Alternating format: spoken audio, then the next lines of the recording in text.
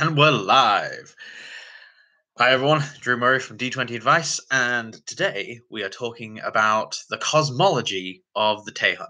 This is My 30-Day World, a project led by Absolute Tabletop, and we have been going through the Taihun campaign on this channel.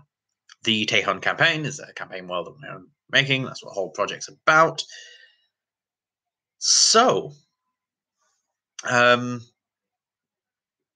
I have been deliberately avoiding other people's videos on this. I started watching other people's videos, and after like day 3 or day 4, I realized, no, let's concentrate on our own thing. Let's do the Taihun stuff. Do the full 30 days, and then after the 30 days are done, I will go back and look through everyone's in one binge, so I get a full feeling for everyone's worlds. Also, I don't want to modify my own world by stealing someone else's idea and going, oh yeah, that's amazing. But as a caveat to that, steal ideas, go out there, take ideas from books, from films, from comic books, from life, from history, from things that other people have created. Go and absorb all of that and put it out into your world. To that end, the cosmology of the Taihun. I've gone into this in previous videos a little bit anyway, because I talk a lot, and I feel the need to talk a lot, to explain things, because I'm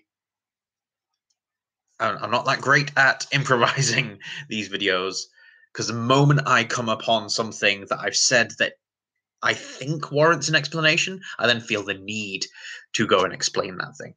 So, in explaining what the Taihun were, and things about the secrets of the world, I went into a bit of the cosmology, but as a bit of a refresher, so that people, if they just click on this video and don't care about the rest of the Taihun world, they just care about the cosmology, here's the cosmology. The world is a planet, obviously. It's a round Earth, because round Earths are the only thing that makes sense given our natural laws in the universe. Sorry, I've been interacting with flat Earth people recently, and it's maddening. So, you're on a globe world. It is hurtling through space at 1,000,000 miles an hour. While playing the Elder Scrolls games, I would look up and I would see these other planets, these moons in the sky, that had obvious atmospheres going on. And the first Elder Scrolls game I played was Oblivion, and you could go to the world of Oblivion through portals.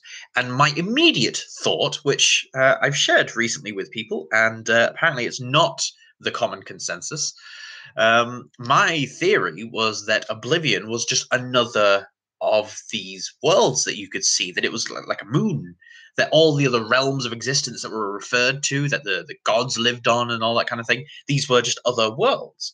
And apparently that's not the shared consensus. That may not even be the case. So the world of Nirn might be the only inhabited planet in that universe, and the other realms of existence are actual other dimensions.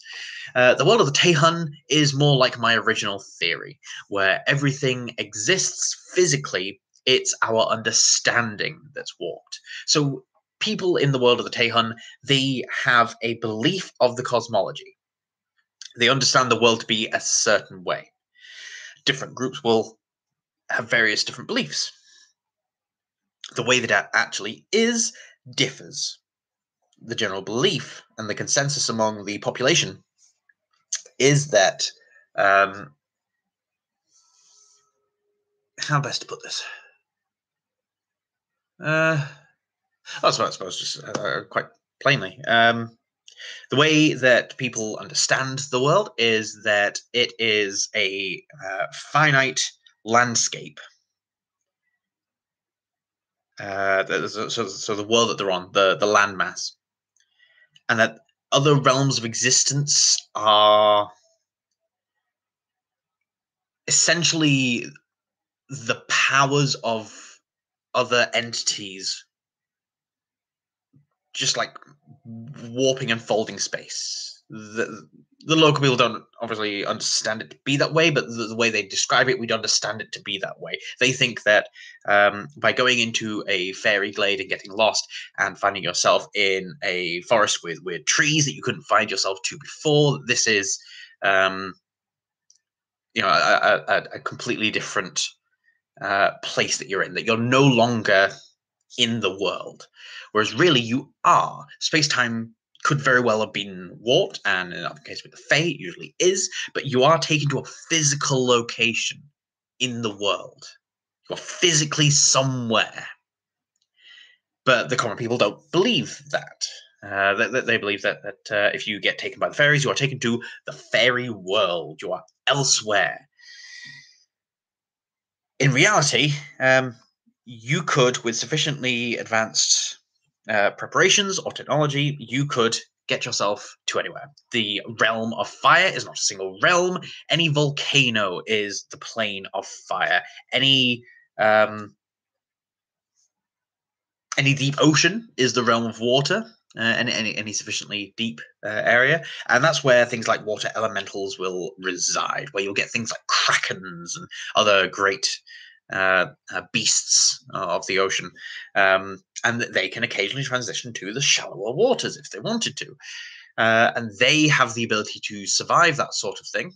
Magics that are summoning from other realms, they simply tap into other places, other locations, kind of like the way a magic circle allows teleportation between two discrete locations. You'd have the same thing with elemental summoning and traveling to other realms of existence. You would just be traveling to other realms and using the physical description as an anchor point rather than a magical circle. So you could travel to the elemental plane of fire, and you would just go to an elemental plane of fire that matches your description or how the spell wants it to be. So you'd go to a version of that. With regards to actually running the game, GMs consider that you don't want to have your party spending hours traveling in and out of elemental planes, trying different ones until they get the right one. So for the sake of narrative collapsing, like not having it stretch out for weeks and weeks and weeks of experimentation, then just collapse it all down to they just go to the elemental plane that they need to go to.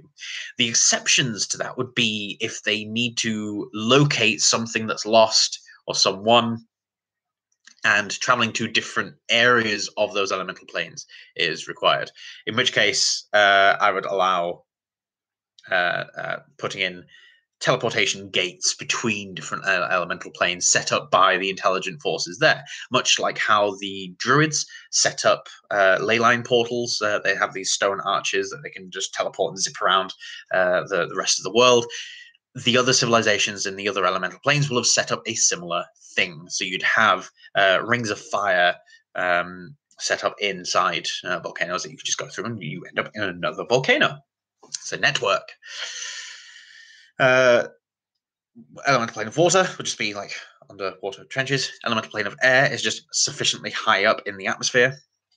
That sort of thing. Yeah, the cosmology is all like condensed down. It's one discrete thing. The Celestials are on a moon that's currently in sort of orbit around the planet, and demons and things are just deep underground. So that's the cosmology. The scope is there to go and have space adventures and go off and do other things. Mind flayers are from another dimension as well. So yeah, they're like invading our space, trying to find brains to eat.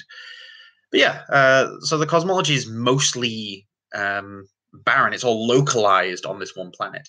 And that's something that I think players can have fun with, going around and exploring these various different things. So yeah,